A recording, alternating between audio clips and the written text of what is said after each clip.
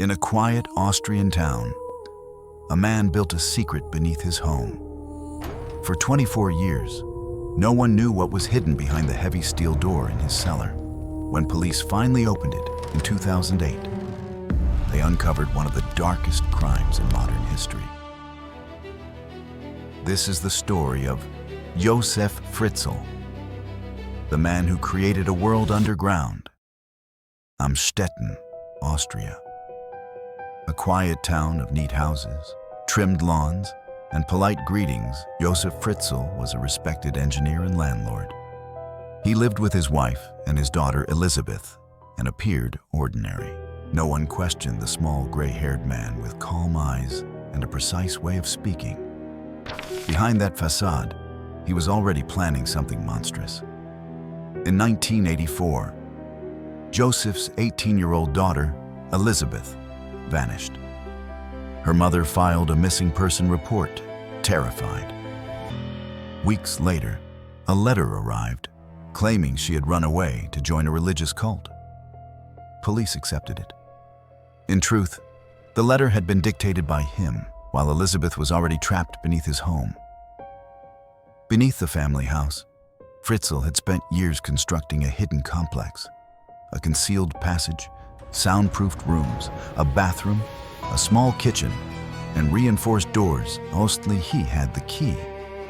On August 28, 1984, he lured Elisabeth into the basement to help carry a door, then trapped her inside. That door became her prison, one that wouldn't open again for almost 25 years. Days turned to months, months into years. Fritzl visited the cellar regularly, sometimes bringing food, other times inflicting punishment. Over time, Elisabeth gave birth to 7 children, all fathered by her captor. 3 remained underground with her: Kirsten, Stefan, and Felix. 3 others, Lisa, Monica, and Alexander, Fritzl brought upstairs as foundlings, claiming they were abandoned at his doorstep. One infant, Michael, died shortly after birth. His body was incinerated by Fritzl in a furnace. Upstairs, life appeared normal. Joseph dined with his wife, rented apartments, and traveled. For 2 decades, no one suspected the truth. In April 2008, Elisabeth's eldest daughter, Kirsten, became gravely ill. After begging for help, Fritzl agreed to take her to a hospital. Under the story that she had been left on his doorstep again, doctors were alarmed by the girl's condition. Pale, malnourished, unfamiliar with daylight. Police appealed publicly for her mother to come forward. Fritzl panicked. He brought Elisabeth and the remaining children upstairs for the first time in 24 years. Hours later, police detained him. Elisabeth revealed everything.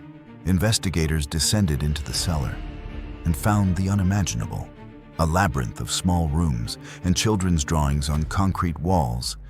DNA tests confirmed Fritzl as the father of all 6 surviving children. The world recoiled. How could such horror exist undetected in a modern European town? In March 2009, Joseph Fritzl stood before an Austrian court charged with rape, incest, false imprisonment, enslavement, and murder. He pleaded guilty to all counts.